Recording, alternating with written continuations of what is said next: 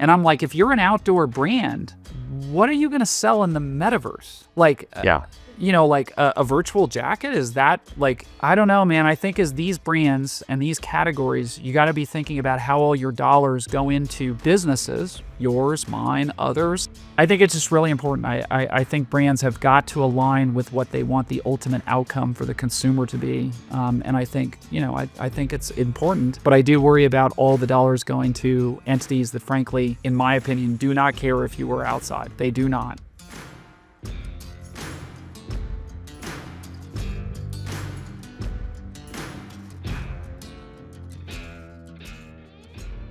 Welcome to the Backcountry Marketing Podcast from Portside Productions. Today, I'm sitting down with Robin Thurston. He is the CEO and founder of Outside Interactive. Robin, welcome. Hey, thanks for having me. Yeah, thanks for being here. Thanks for taking time out of your day. How's your day going so far? So far, so good. It's blue skies out here in Boulder. Beautiful. I see you got the trainer behind you. It looks like there might even be some fresh sweat on it. You're a big bike guy, aren't you?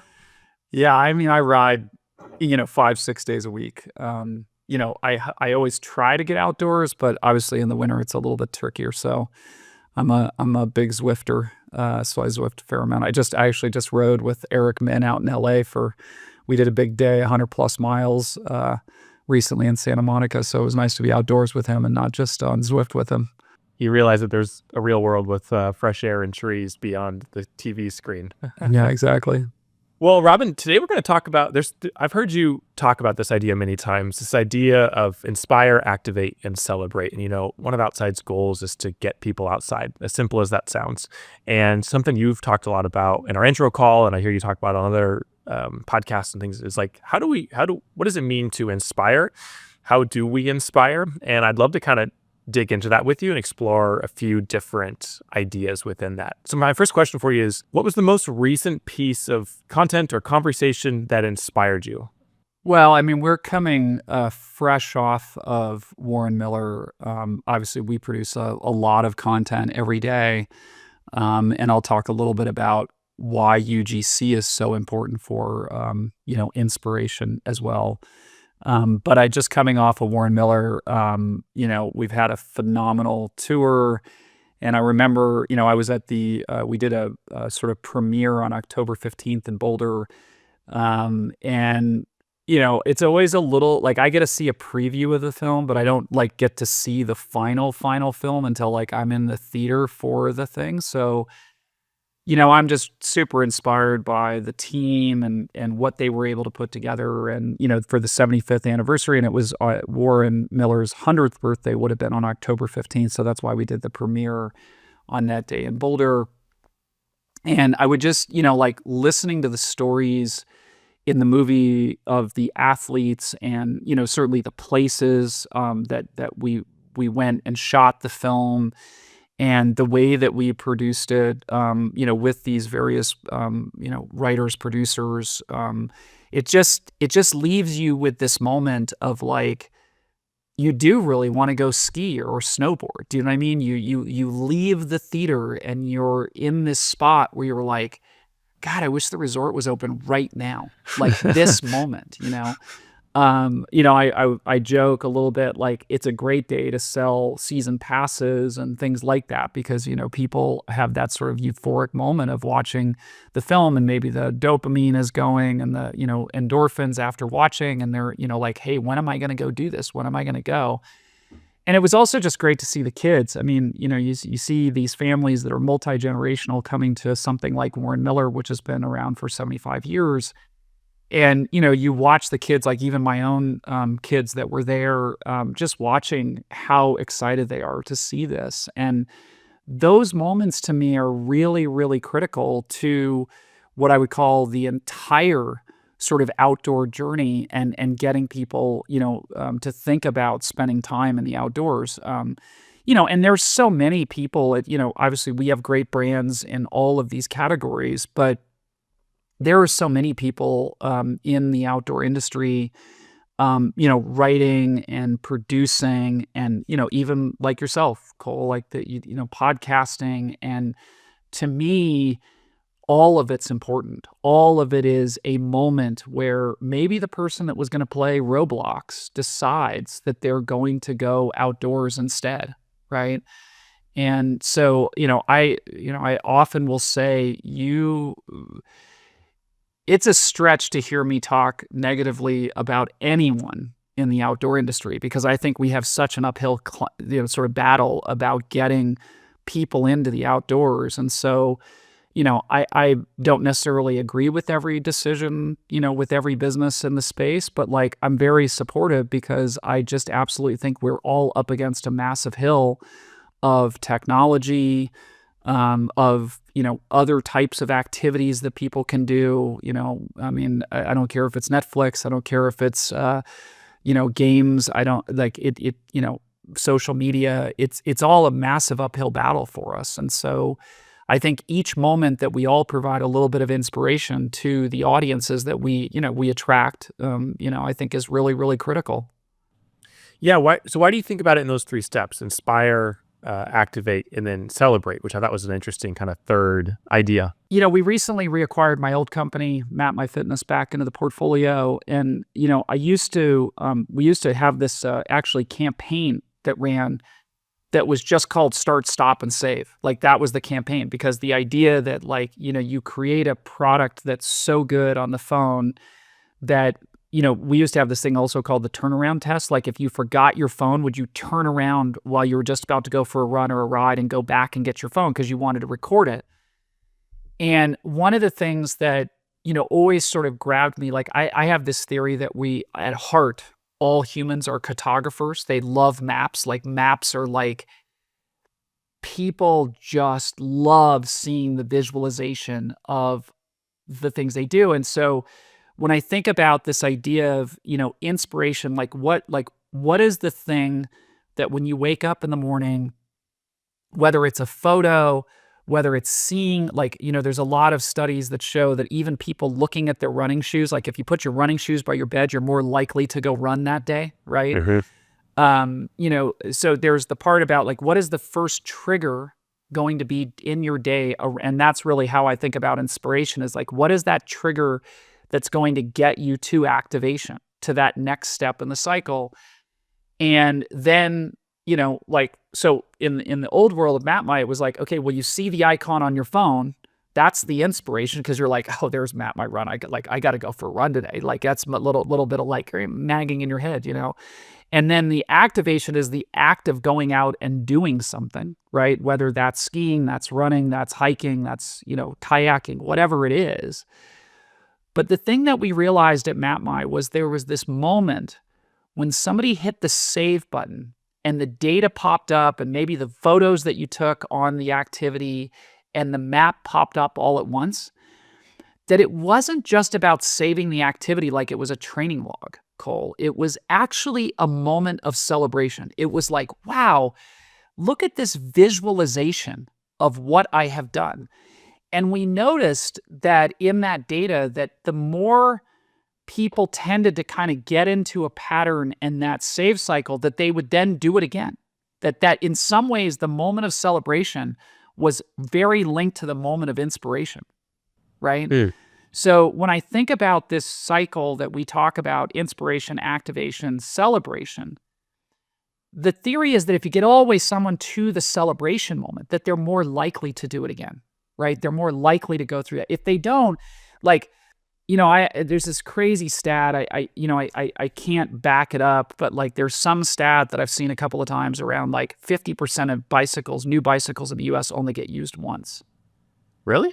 Yeah. And Wow. again, I can't back up the stats. So to be clear, it's something that I've heard over the years, but the reason largely is that people go out and have a bad experience. Like they potentially almost get hit by a car, they have a flat tire, and then all of a sudden the whole thing breaks down, right? The whole experience, that moment of celebration is all broken because you had a bad, I would argue if you get hurt the first time skiing, are you going to ski again? I mean, my daughter unfortunately broke her tibia right through at the boot line when she was 7. And it's been a really long journey. She's doing a lot of other things now, but like it was a really long journey to get her back onto skis, right? So when I think about this whole cycle, it's a lot about like inspiration is also linked to preparation, right? Like, do you have the right gear? Do you have the right like knowledge that you need, right? Like, even if it's the basics of like how to change a flat tire. Like in our Outside Learn platform, we have a video on how to change a bike tire, because that is part of that sort of, preparation linked to before you go do the activation, right? And so I think it's just a really like celebration to me is this moment where you have this opportunity to really acknowledge that the person has done something kind of amazing. I mean, I don't care if it's a 5K, I don't care if it's a day skiing. Like, these are to me far better things to do than say sit in front of Netflix and watch Netflix. It's not that I don't, of course I watch Netflix, man. Like, but it's like, to me, people got to get out there. They got to do these things. They got to experience these things. Is there a type or a medium that inspires you the most? It could be, a film. It could be a photo, an article, a conversation with a friend. Like what gets you pumped?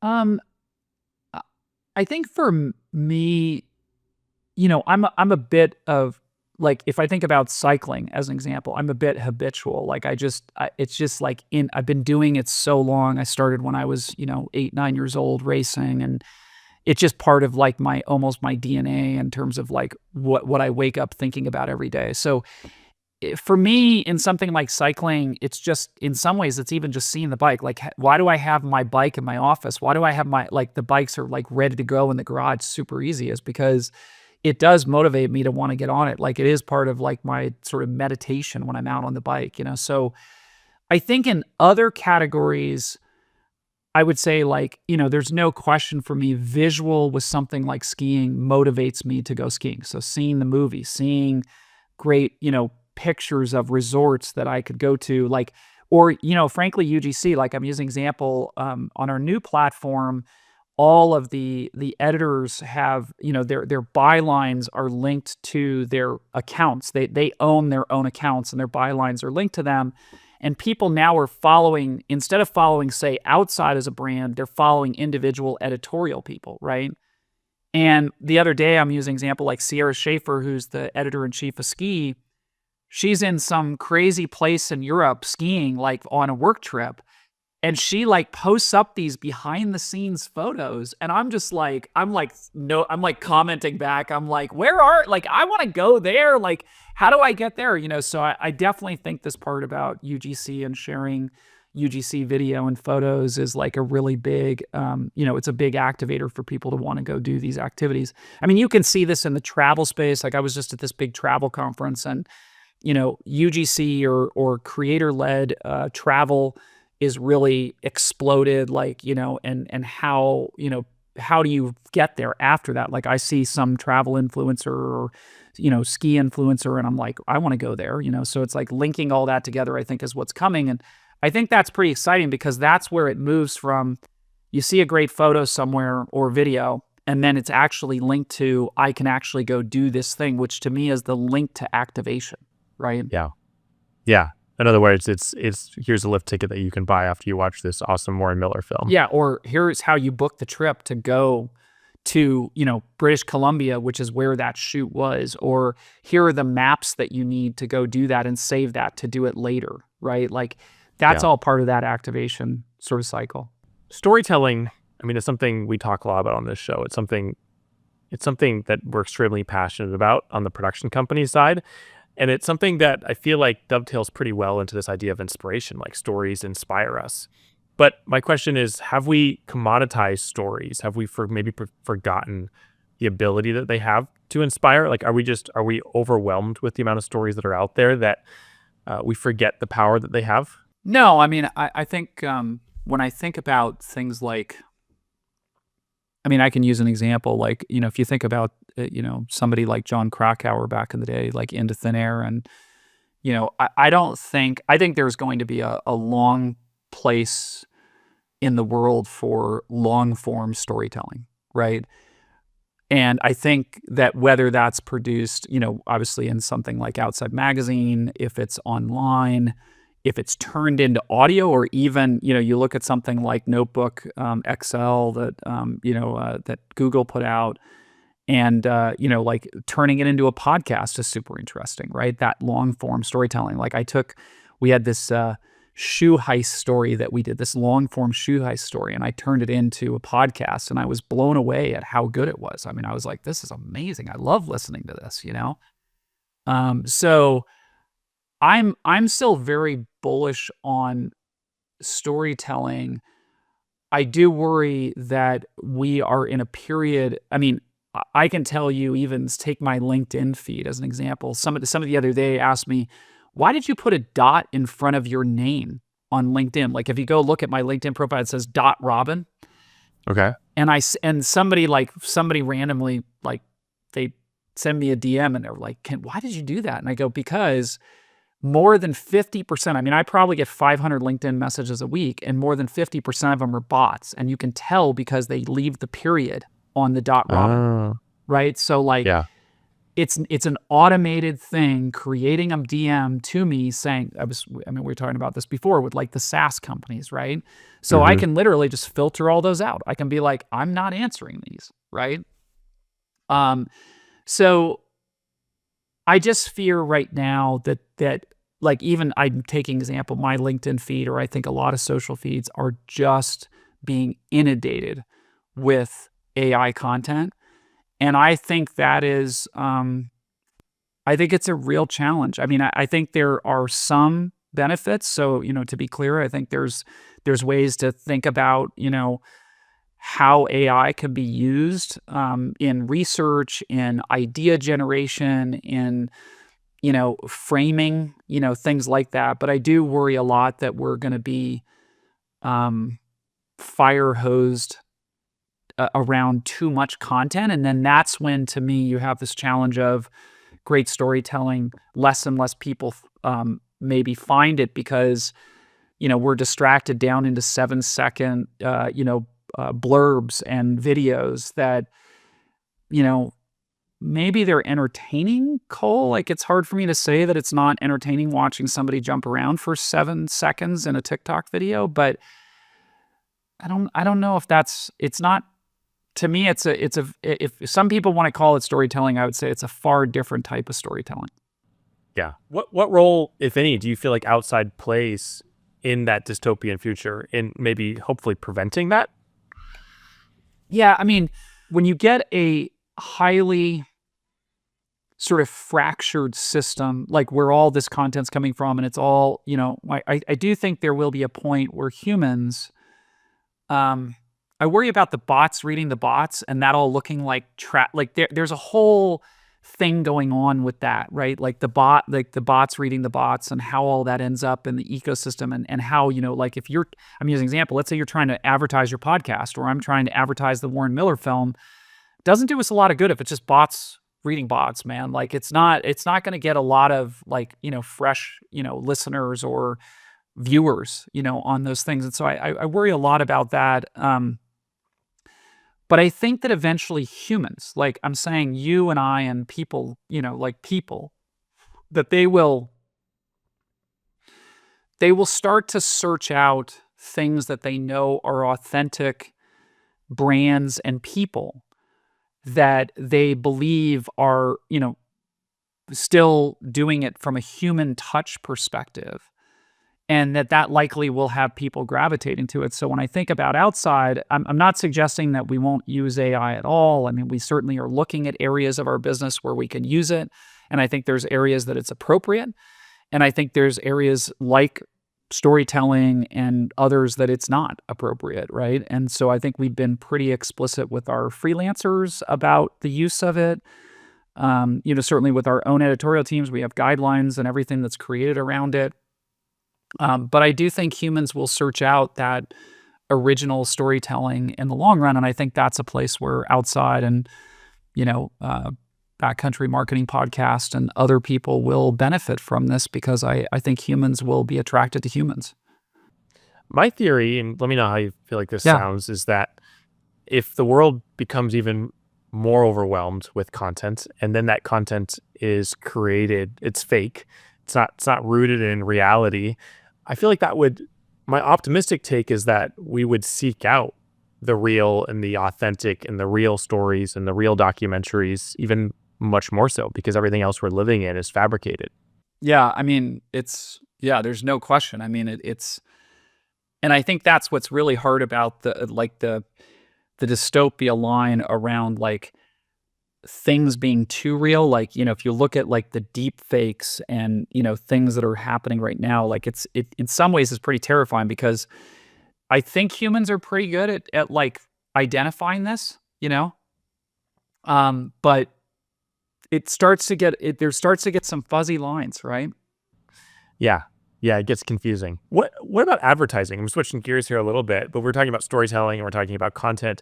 Do you feel like advertising, what role does that play in this idea of inspiration? Does it have a role? Yeah, I think it does. I mean, I think brands can decide how they want to play in these spaces and how they want to motivate their consumers, right? I think about a program.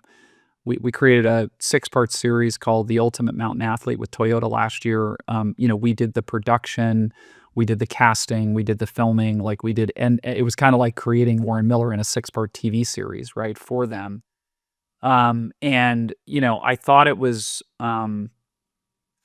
pretty authentic by them to want to create something that, to me, ultimately inspired people to go outdoors. Yes, of course, were there Toyotas in the filming? Of course, right? I think about something like I just got part of the reason I was in LA was for the Defender Awards, and we're a big part of their service awards, right? And I think about the voting and the messaging around that, and whether it was short form content, long form video that was created around it. To me, this is you look at these organizations that basically got $25,000 in a Land Rover. I mean, it's just some amazing organizations like search and rescue organizations, outdoor organizations, and I go like that. You can't do that without that brand. You can't like again. You could look at it in a bunch of different ways and see positives and negatives. But I go in the end, watching the impact to those organizations, like when I was presenting the Outdoor and Sustainability Award, which is the award we sponsor as part of it. Like, I mean, these organizations are massively impacted. I mean, and these are small organizations. These are real, and so again, I look at that and I go, there are many ways for brands to leverage their storytelling, messaging, into authentic experiences. I mean, take Warren Miller. We couldn't do Warren Miller without the partners that we have, whether it's Terex, Columbia, Backcountry. Like, we can't do that product. So if you don't have that backing, how do you go out and, create that, right? It's actually one of my concerns for brands in our space. Like, I mean, I don't know. I'm assuming, Cole, that you do some advertising, like you will do reads in? Yeah. We actually, no? So no, not okay. really. Okay, fair. But on the production company side of the business, like, I mean, we create ads. So yeah, it's a world that we're very familiar with. Yeah. I mean, I think that it's one of my concerns about all the money going to performance marketing at like Google and Facebook is, and I say this often, like if you think about, I use this quite frequently in the past, which is if you're a brand, and I won't name any brands, but and some have decided not to spend money with Facebook or Instagram or others. But if you're a brand, there is a point where at least 10 to 20 cents of every dollar you're spending with somebody like Facebook was going into the metaverse. And I'm like, if you're an outdoor brand, what are you going to sell in the metaverse? Like, yeah, like a virtual jacket? Is that like, I mean, I look at, Nike just shut down that Web3 company that they bought. It was, I think it called Sneakers or something, and I think about that and I go like, I don't know, man. I think as these brands and these categories, you got to be thinking about how all your dollars go into businesses, yours, mine, others, that are going to reinvest in this category, going to reinvest our dollars in getting people to be inspired, to activate, to, celebrate being in the outdoors. And so I think it's just really important. I think brands have got to align with what they want the ultimate outcome for the consumer to be. And I think, I think it's important, but I do worry about all the dollars going to entities that, frankly, in my opinion, do not care if you were outside. They do not. I mean, I mean, how Facebook you makes money whether you're indoors or outdoors, man. Like they don't care. I mean, and Apple wants your phone to be on all the time, because it makes money for basically every second you're on the phone, right? So it's definitely something I think about a lot, and I really applaud the advertisers who are supporting the publishers, videographers, freelancers that are in our categories, because it's really important for us to continue doing what we're doing. these three ideas: inspire, activate, celebrate. Do you feel like those are also applicable to the brand side, the consumer goods side? Is that something that brands could adopt? And I'm curious if you feel like those three themes, if you will, are future proof for whatever the future will bring. Yeah, I do think brands need to think about that cycle. I mean, the terminology they might think is slightly different, but I Uh-huh. think that cycle, when you do it well, I think people come back to your products. I think they come back, they're gravitated to it because you've sort of completed the journey and the experience for them. I think that you have to, like, one thing we've been talking a lot about is, like, some people might have feedback for us, like, we don't have enough beginner content, as an example, like beginner inspiration, right? So, like, we're trying to figure out, like, let's say, well, what do you like to do, Cole? What's your main outdoor things? What's your big? I really want to go surfing right now, and I haven't been able to get out for quite some time. So that's currently at the Yeah. forefront. So are you would you say you're like intermediate advanced surfer or new? Oh no, I'm No. I'm definitely a beginner. Yeah. So my example is, like, I might want to surf too, but I'm a total novice. Like, I mean, I'm not standing up on the board the first time. I can promise you that, right? Like, and I've done a little bit of surfing, but, like, how you talk to that person in that journey is very different than, like, the way as an advanced cyclist you would talk to me from a content inspiration perspective. So I do think that's something that brands, and in our case, we're thinking a lot about, is, like, you might have somebody, like, average person in our audience does 3 sports a year. So that could be like skiing, running, and hiking, or it could be like, skiing, snowboarding, mountain biking, and kayaking. Do you know what I mean? But Uh-huh. they're at different parts of that journey. So if you, like, assume because someone's an advanced mountain biker that they're an advanced kayaker, you're wrong, right? So it's like how you serve that up as a brand, I think, is really important, because to keep them in that cycle and potentially trying something new, I think you got to really make sure that you're talking to them at the right level of where they're at in that journey from an experience perspective. Yeah. Yeah, I mean, knowing your audience is everything. If you're not speaking the same language, it doesn't work. No, It's misaligned.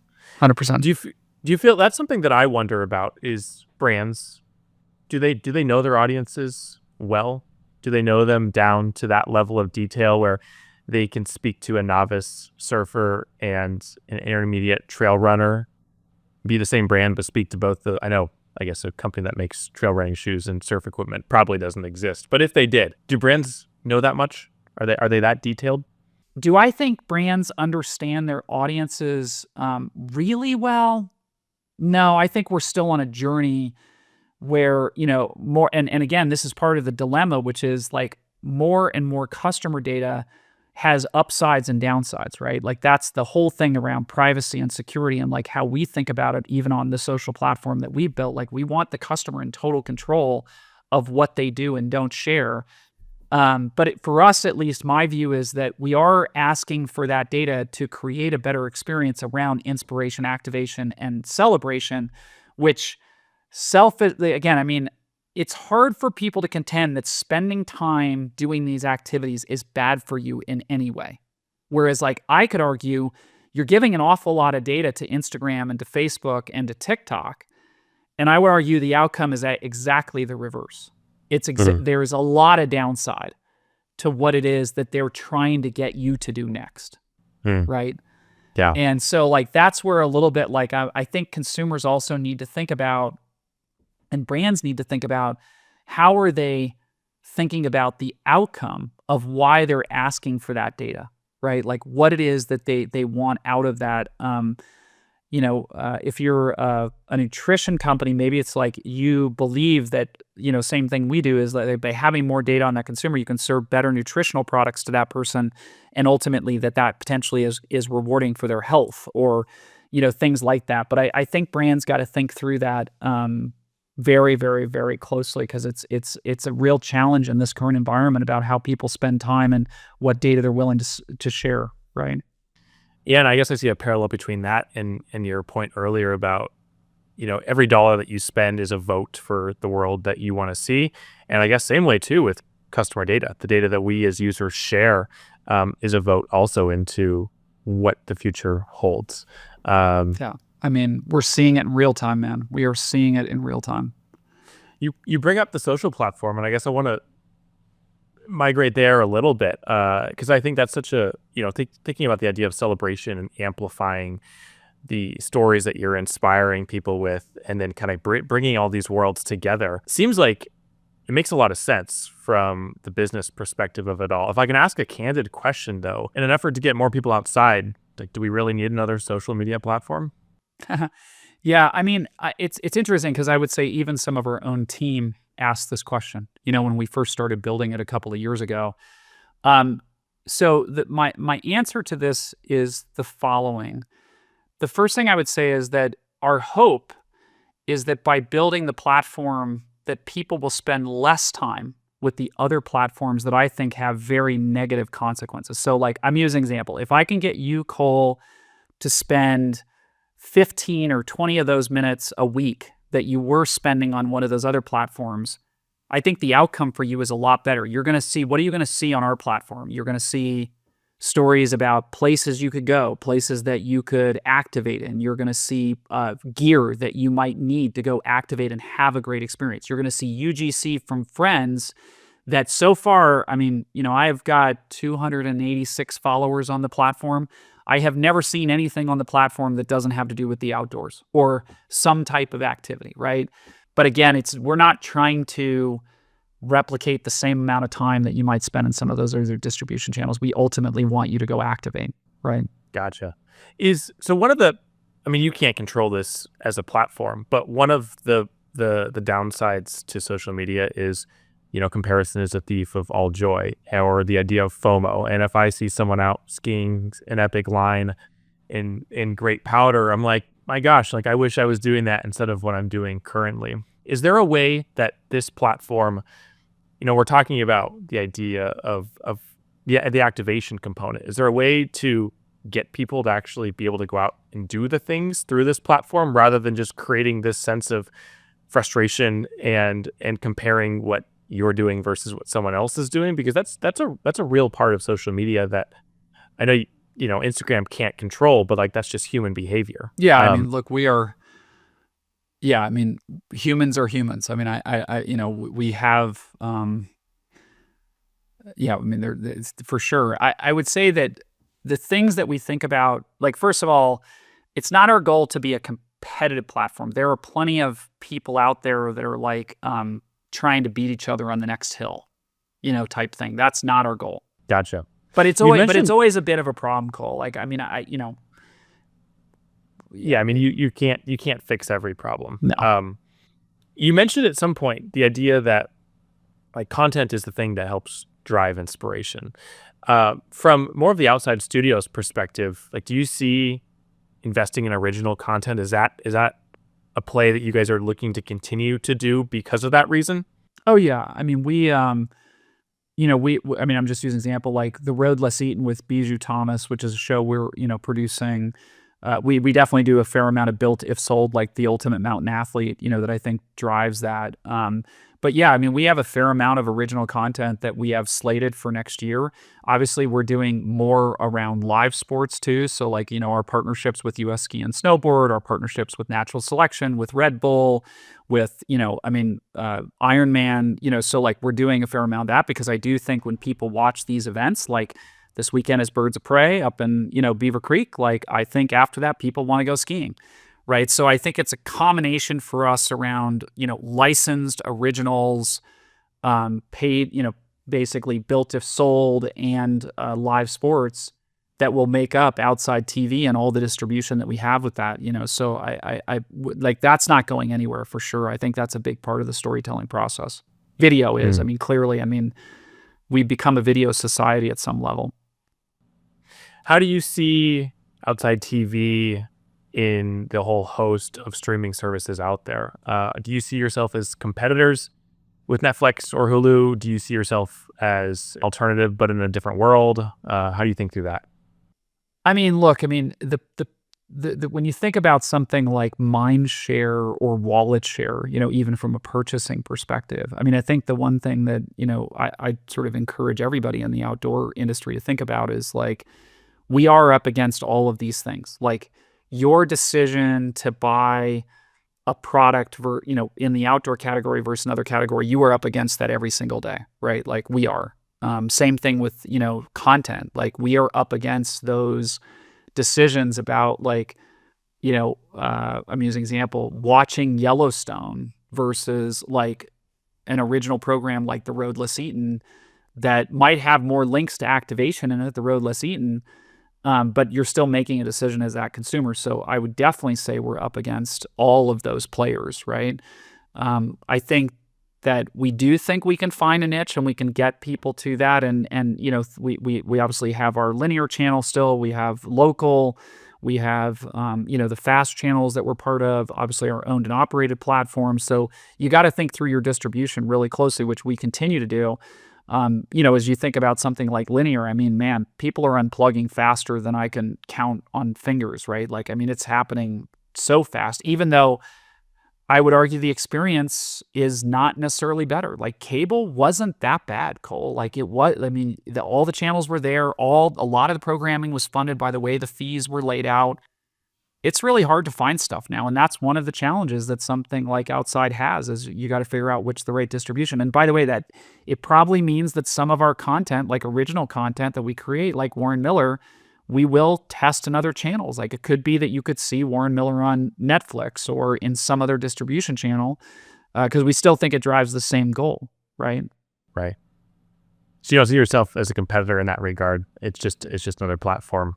Yeah, we got to figure out the right distribution ultimately. What about the idea that all brands are media companies? Like that's a theory that some people hold out there. And to be successful in today's world, you see brands becoming media companies and developing, their own version of outside TV. What's your take? Do you see that as the only way forward for brands? And I know that's kind of a maybe strong language to use. Clearly there are some brands that have a lot of scale, right, Cole? So they can do a lot and they can get a lot of distribution on their own. I get a little bummed out when I see like a brand who maybe has a great idea. They have maybe great storytellers, like they have great, maybe athletes or influencers that they're involved with. And you see a huge amount of money go into production, huge, like big dollars. And then you go see it has like 300 likes on YouTube. And you're like, I don't know if that paid off for them.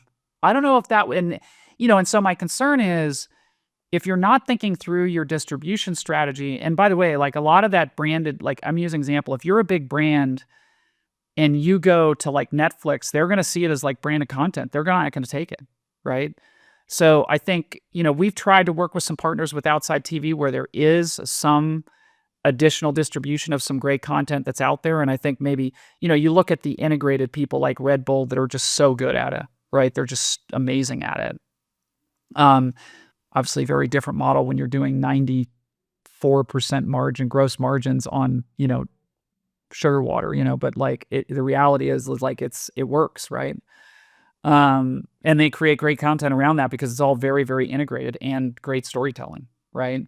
But I think for the vast majority of brands, like before you spend too much on production, I think you got to really think through distribution, because I definitely see that a lot. I see a lot of brands spending so much money and not getting any return out of it from a distribution perspective. Yeah. Well, it's not fun to think about. It's fun to think about the production component. 100%. But distribution is necessary. Without distribution, there's no film. Yeah, 100%. Hmm. If you had a controversial or a surprising take on the world of media and how it inspires us, I don't know. I'm curious to hear your thoughts as we slowly start to wind things down. Inspiring thought about media. I mean, I'm still a big believer. Like I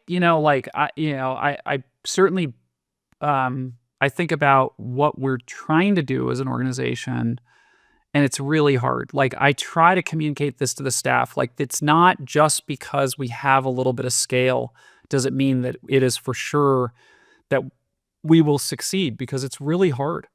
I mean, no matter what size of business you are, I think in this environment it's really hard to, think about the path. But I would just say I'm a very big believer that great storytelling is and will be something that continues to drive the market, right? So I applaud. Again, I can look across various categories, and I can see some really great storytelling. I mean, I mentioned Yellowstone, but like Taylor Sheridan and some of the stuff that he's done around, even some of these shows, like it's really, really well done.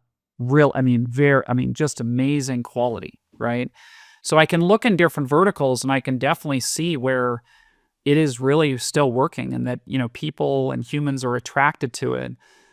So I guess I would just say I'm bullish on storytelling, but to me, like in our space, it has to be linked through this journey. It has to be that you're trying from every piece of content to get into activation, and from activation, how are you celebrating it? And so like, I would just say that the models have to change to me to keep up with the times and how consumers are engaged. That makes sense. There's a funny, I don't know if you know Specialized, the brand bicycles, but they have this Hearst that's like, like a car that's out front that has like all these skeletons and all things all over it, but it says on the side, it says "Innovate or Die," right? Yeah. And I think they're one of the most innovative, like in the bike space. I just think the amount of R&D and design they put into it is incredible. But I do think that businesses need to think a lot about that, because like I do think perfection is the enemy. Even if people think they are, trust me, I got a lot of critics. People think that I got a lot of dumb ideas, right? But I got to kind of listen and work with the team and continue innovating through those cycles, because I just think it's so critical to the world that we live in. Are you familiar with the "Man in the Arena" quote, or the story? No. By Teddy Roosevelt? No. Oh, okay. Well, it's one of my favorite quotes, and I should have it like framed in my office. But the idea is that it's the critic who counts, and really, people who aren't in the arena shouldn't pay attention to their criticism, because they aren't actually in the mud slogging through it. And even if you fail while you're in the arena, you still have achieved more than people on the outside could. So I think about that every time like you hear criticism. It's very easy to criticize. Especially in the creative industry. We always want to nitpick and say, oh, they could have done this better. I did a podcast interview with a fellow agency owner a while ago, and he's like, why are we so critical? Like, we should be a fan of what people are doing. And sure, maybe it could be better, maybe it could be different, but like we gotta support each other. Oh, especially in this industry. I think at the couple of the podcasts I've been on, I mentioned at the beginning, they were like, well, what do you think is the big transformational thing for the outdoor industry? And I said, look, at 1.2 trillion, and again, you can slice that any way you want around the size of the outdoor industry. And a lot of that is obviously boating and some of these categories, which, to me are all still outdoors. You're still doing something in the sun and getting vitamin D and, experiencing the world, and probably care about water quality and care about, trees and, things like this around. And so, but I would argue we should be a much, much bigger industry. And to me, that collectively means that we have to support each other. Like that's the part that like I fear has gone away a bit. I fear, to your point, it's very easy to criticize.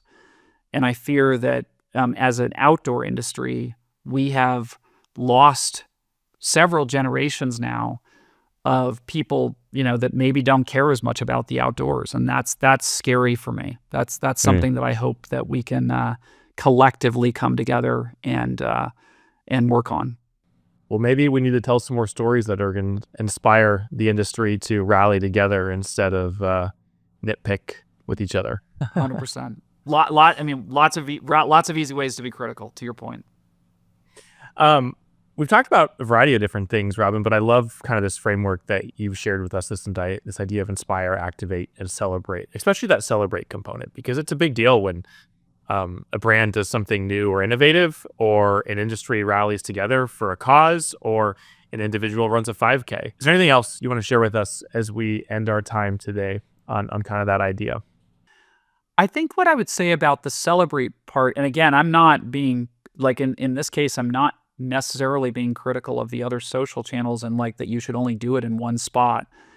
But I would say that like even for people that are not comfortable sharing, you should share, because it might trigger a response from somebody else to want to go do these activities, right? So like this is where I go back to, yes, as humans, we do have a bit of FOMO. We sort of want sometimes things that other people have. But I'd say in this category, you want that to happen, right, Cole? Like I want to see you surfing because it might make me go do it. So like sometimes I know for a lot of people, like I've had many people, I obviously was early in what I call the sort of connected fitness space, right? Starting MapMy in 2005, 2006. And like, that a lot of people say to me like, well, I don't even use a device and I don't share anything. And I'm like, just remember, you probably have people around you that you could inspire to ultimately activate. And when you celebrate that moment, that might trigger their inspiration that gets them going, right? So like in this category specifically, I think it has a real residual benefit that ultimately leads to better health outcomes, whether that be, I think the outdoors is good for your mental health. It's good for your physical health. It's good for all parts of your, sort of daily life. And so I just encourage people to share and celebrate those moments because hopefully other people want to do them. Amazing. Robin, if folks want to follow along, if they want to, you're on LinkedIn. I know you're everywhere. You're on the outside social media as well. Yeah.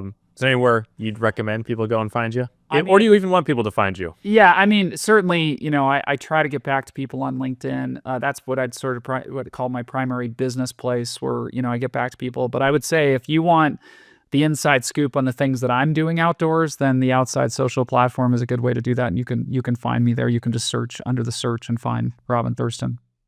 Right on. Well, Robin, thank you for taking the time. Thanks for sharing a sneak peek into your world and the things you're working on. And some of your framework and philosophy to this idea of inspiring people, the role that brands and advertising and storytelling all plays in that. So thanks for sharing.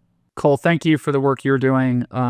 Every part matters. Every part of this in this ecosystem matters. So like feel inspired every day that you get up doing what you're doing because it's important. It's the dream, really, right? Like to get to work in the place that you play, it's hard to beat that. It is. Look, I fortunately got lucky and I've been able to do it twice between MapMy Fitness and maybe I can say a third time because I was obviously, when I was a cyclist, it was really fun time for me too. But, I'd say we are fortunate to be in this space and get to wake up every day and do this. Yeah. Yeah. Well, with that, I'll leave it to it. And Robin, best of luck on the next venture. And I probably won't see you on the bike. Maybe I'll see you on Zwift. I need to get into that. Zwift, yeah, you got to get on Zwift, man. Yeah, the trails are too good though. Hey, I trust me. I'll come to you. We'll ride some trails. I'm totally down. I kind of do it all: gravel, mountain, road. So like whatever you want to get into, I'm happy to get out there with you. All right, we'll share it on social too. We'll get some other people out there with us. Okay, awesome. All right. Bye, Robin. See ya.